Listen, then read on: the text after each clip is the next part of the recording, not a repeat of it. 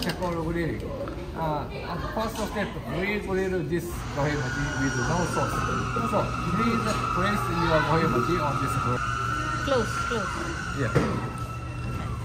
Okay. Sorry, excuse me. Second. Okay. Okay.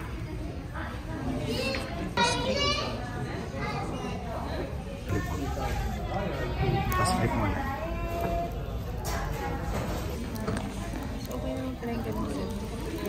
Nakikainin lang ako. Sige pa. Alam mo, pagpalitin natin yung sa atin, Mon, ha? Case pwede mo iba pa yung gamit mo. Kailangan comfortable. Hindi kasi bang mga wala ko na naman, nakakatali. Okay.